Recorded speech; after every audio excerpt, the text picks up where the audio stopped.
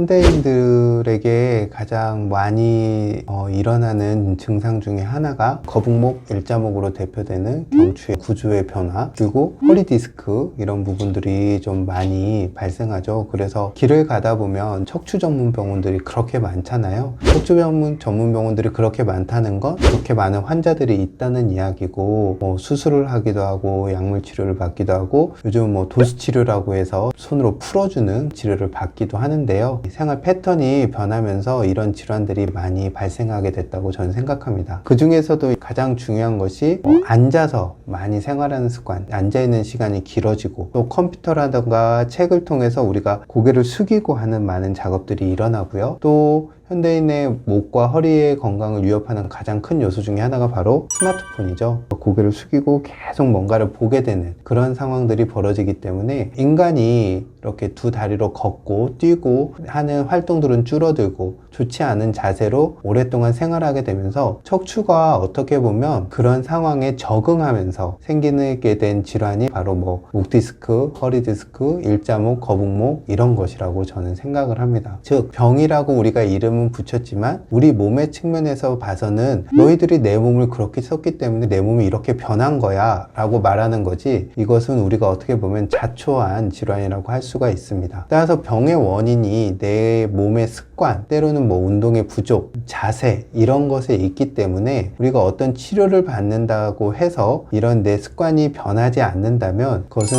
정말 임시 방편에 불과할 뿐입니다. 아무리 강력한 치료라도 좋은 치료라도 그것은 내가 변하지 않으면 잠깐의 위안을 줄 뿐 나중에 가서 또 다른 문제들 아니면 더 중한 문제로 발전할 수가 있습니다. 그래서 저 같은 경우는 이런 일자목, 허리, 목 디스크 환자분들에게 가장 먼저 권하는 건 일상의 습관들, 자세들을 조금 바꿀 것을 권합니다. 즉 앉아있을 때 양쪽 좌골이 의자 바닥에 똑같이 닿도록 하고, 그 다음에 허리를 펴지 말고 턱을 당기고 등을 펴시라고 말씀을 드립니다. 우리가 허리를 쭉 펴면은 좋을 것 같지만 이걸 오래 유지하지 못하거든요. 그렇기 때문에 좀 지나다 보면 나도 모르게 이렇게 구부정하게 변하게 됩니다. 그러지 마시고 턱을 당기고 등을 펴는 이런 자세들을 통하면 전체적으로 허리가 편해지면서 쭉 펴지는 효과를 거둘 수가 있습니다. 그리고 한 자세로 몇 시간이고 너무 오래 앉아 있지 마시고, 어쩔 수 없는 상황이라면 그러겠지만 수시로 자세를 바꿔서 스트레칭도 좀 해주고 조금씩 움직여주는 그런 움직임을 가져가 주시고, 내가 만약에 컴퓨터 작업을 많이 한다 하면 당연히 허리의 건강에 좋은 의자라던가 컴퓨터 모니터 높이를 시선에 맞추는 정도의 투자와 노력은 하시면 좋을 겁니다. 요즘에는 왜 앉아서 그리고 서서 일할 수 있도록 책상 높이를 조절하는 것들도 유행을 하잖아요. 저는 그런 것들도 현대 도시인의 직장인들이 좋은 건강을 유지하는데, 허리 건강과 목 건강을 유지하는데 도움이 될 것이라고 생각합니다. 그리고 두 번째는 우리가 이런 구조들이 잘못됐을 때 그것을 풀어주고 회복시키기 위한 치료를 함과 동시에 내 스스로 근육을 잘 길들이는, 근육을 재교육하는 운동들을 꼭 하셔야 됩니다. 도수치료든 추나요법이든 어떤 치료를 받더라도 그것은 내가 만든 게 아니잖아요. 외부의 힘에 의해서 잠깐 잡아주는 거기 때문에 내가 그것을 유지할 수 있는 근육 상태를 만들어주지 않는다면 그것은 절대 좋은 상태를 회복하는 데 좋은 방법이 될 수가 없습니다. 따라서 치료도 중요하지만 결국은 내가 근육을 잘못 씀으로써 뼈가 틀어지고 구조가 잘못됨으로써 디스크가 나오기도 하고 주변의 근육들이라든가 신경에 문제가 생겨서 통증이 유발이 되는 거기 때문에 내 올바른 척추 구조를 바로잡을 수 있는 운동들, 필라테스라든가 요가 같은 운동들을 권하기도 하고요. 또 근육들을 일정 정도 유지할 수 있는 운동들, 좋은 걷기라던가 아니면 수영과 같은 운동도 권하는 편입니다. 이런 것들을 통해서 구조를 바로 잡고 그것을 유지할 수 있는 근육 상태를 만들어주는 것이 가장 중요합니다. 그렇지 않으면 어떤 좋은 치료도 잠깐 통증을 줄여주고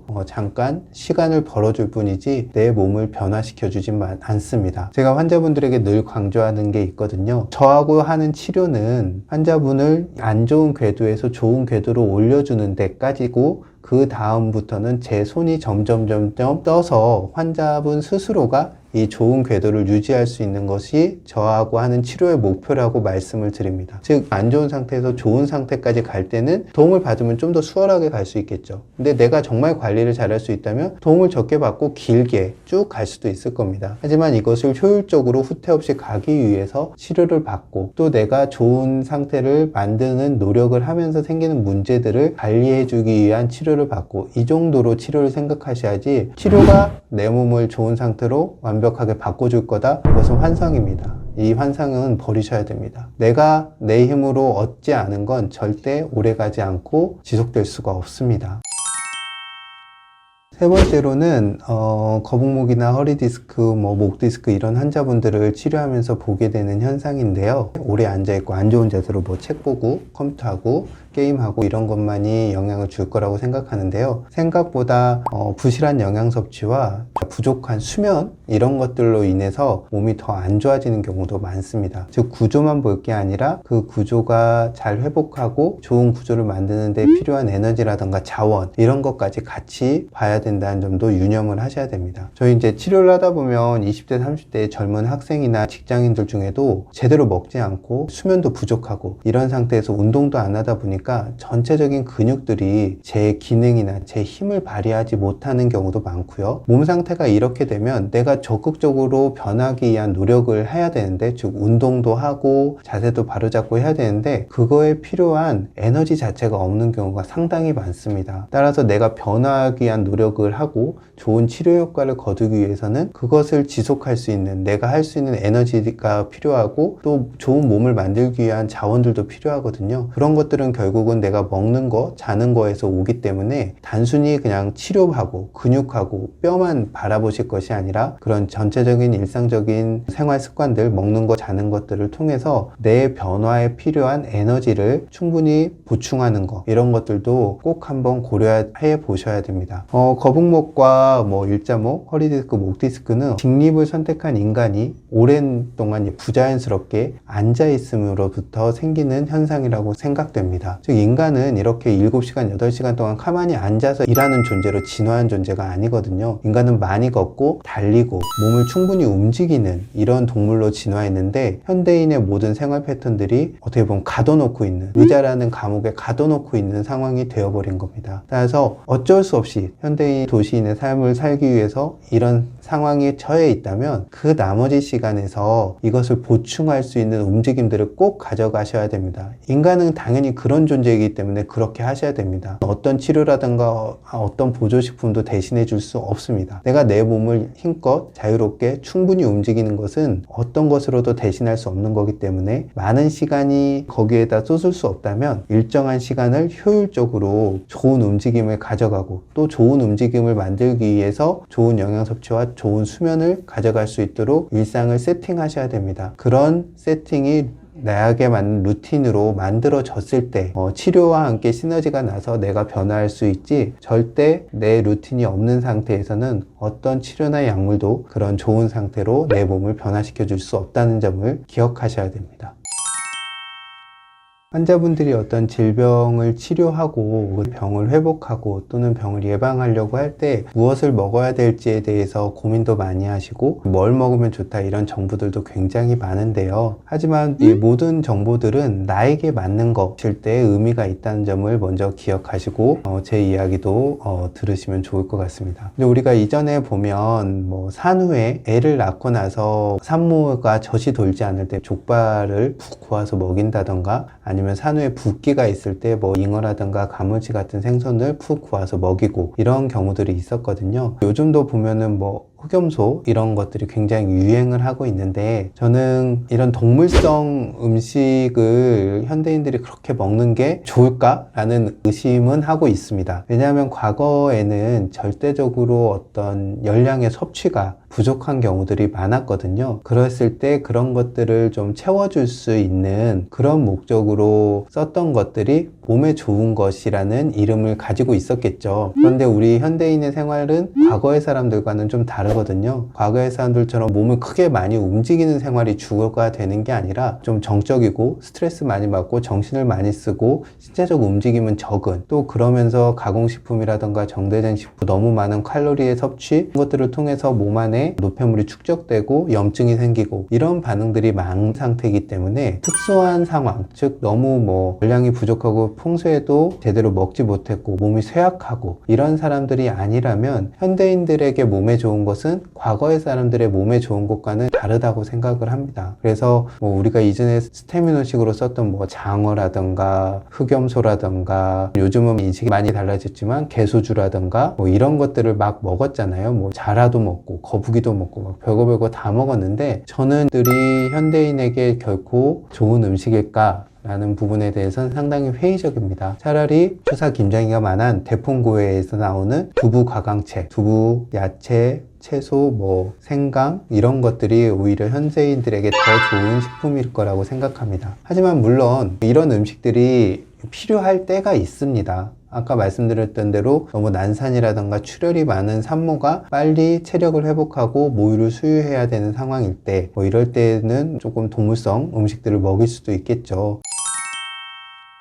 그리고 두 번째로는 수술이라던가 또 암 치료할 때, 항암이라던가 방사선 치료를 할 때 치료를 잘 하고 체력을 회복해야 될 때, 이럴 때도 일정한 정도의 좋은 동물성 단백질을 섭취하는 것은 중요합니다. 역사적으로 봐도 과거에 칼에 베었다던가 배를 가르는 개복 수술을 했을 때 옛 조상들이 먹였던 것은 개고기 같은 것들을 많이 먹였습니다. 그런 것들을 통해서 환자의 창상 치유가 좀 더 회복이 잘 됐다는 보고가 있거든요. 반려견 시대에 반려견을 키우시는 분들이 굉장히 많기 때문에 개고기를 먹는 거에 대해서 굉장히 혐오를 가지실 수도 있지만, 우리가 전통적으로 해왔던 일종의 생활의 방식, 이런 걸로 생각해 주시면 좋겠고요. 꼭 그것만이 고집할 필요는 없겠죠.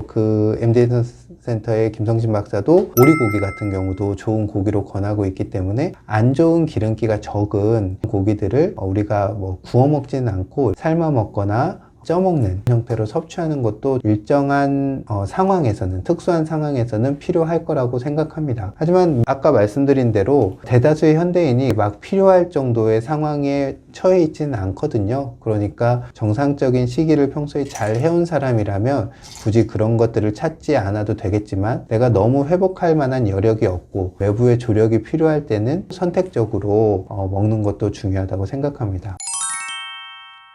너무 나이가 드신 분이라든가 쇠약해진 분들이 위장질환이라든가 장염에 걸렸다든가 식중독에 걸렸다든가 이런 병후로 인해서 소화력이 많이 떨어졌을 때 죽을 드시는 경우가 많은데요. 저 같은 경우는 그것을 계속 일주일, 열흘, 막 한 달 이렇게 먹어서는 안 된다고 생각합니다. 왜냐하면 죽을 끓여보신 분은 알겠지만 정말 적은 재료로도 많은 양의 죽이 만들어지거든요. 즉 죽을 통해서 우리가 섭취할 수 있는 영양이나 열량이라는 것은 굉장히 제한적입니다. 그런 분들 같은 경우는 많이 먹을 수도 없기 때문에 죽도 조금 먹게 되면 굉장히 우리 몸에 필요한 에너지라던가 영양을 섭취하기가 어렵기 때문에, 그것은 정말 잠깐 하루 이틀 정도 속을 좀 달래는 정도로만 드시고, 물은 밥부터 천천히 정상적인 밥으로 빨리 올라오는 게 좋다고 생각을 합니다. 하지만 그렇게 기능이 떨어지신 분이나 만성질환자 같은 경우는 몸이 힘들기 때문에 소화력도 떨어져 있거든요. 그러니까 음식을 반찬이라던가 밥을 할 때 좀 더 소화되기 쉬운 형태로, 또 소화 돕는 그런 반찬들을 통해서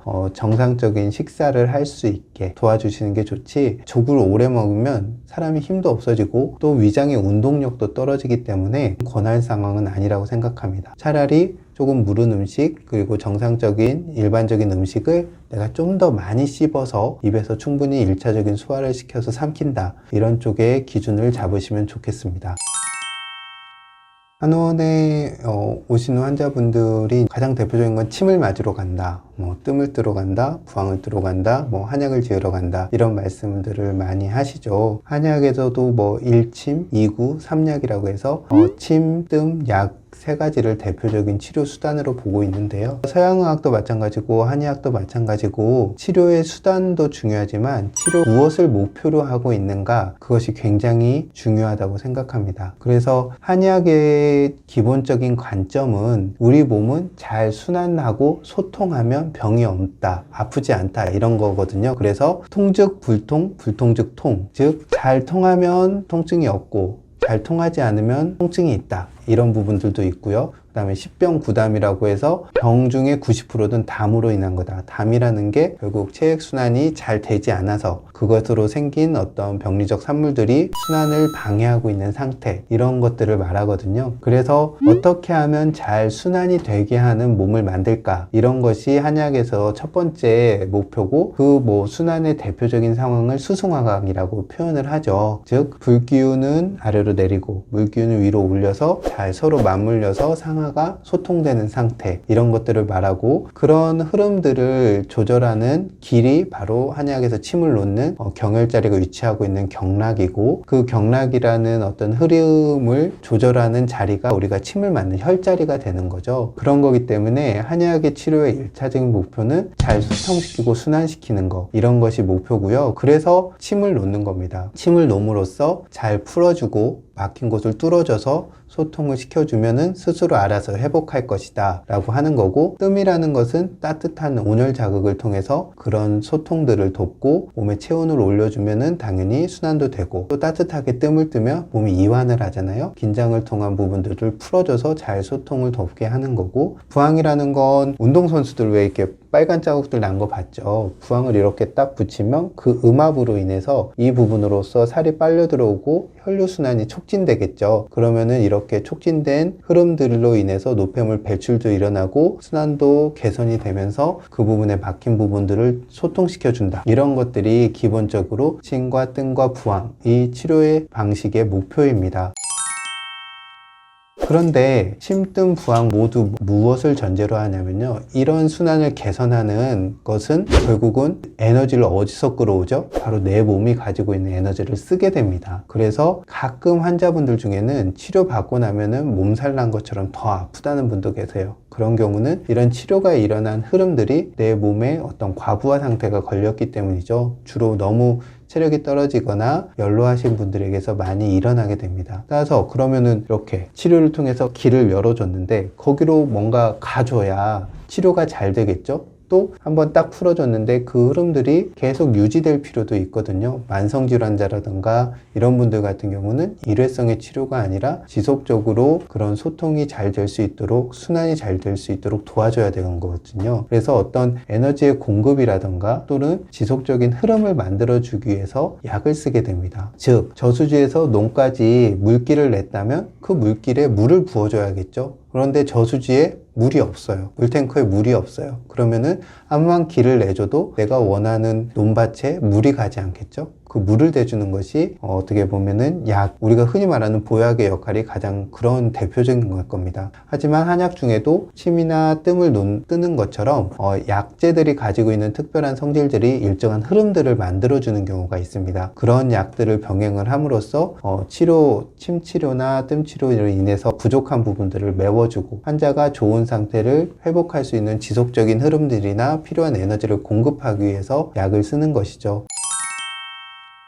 그래서 저는 침과 뜸과 부항과 약은 그 어떤 환자 몸의 상태에 맞춰서 잘 배합을 해서 치료 효과를 잘 거둘 수 있다고 생각합니다. 그래서 젊고 에너지가 충분한 환자 같은 경우는 침이나 부항을 통해서 풀어주기만 해도 스스로 알아서 잘 회복을 하겠죠. 그런데 질환이 만성질환자라든가 내가 너무 체력이 너무 떨어졌다든가 아니면 내가 힘들 수 있는 요인들이 계속 마이너스적인 요인들이 생활에서 있는 사람이라든가 또 노인이라든가 이런 분들 같은 경우는 플러스적인 요소를 더 늘려줘야 치료가 잘 되겠죠. 그래서 필요할 때 약도 쓰게 되고 또 치료의 어떤 텀도 좀 더 길게 둬서 몸에 무리가 되지 않게 하고 또 일상생활에서도 좀 더 자고 좀 더 좋은 영양 섭취하고 이런 것들을 권하게 되는 겁니다. 이처럼 어떤 질환은 침을 맞는다, 어떤 질환은 약을 쓴다, 이런 것은 아닙니다. 환자의 몸 상태에 따라서 좋은 건강을 유지하기 위한 어떤 계단으로서, 수단으로서 다양한 치료 방법을 환자에 맞게 세팅해서 쓴다고 보시면 될 것 같습니다.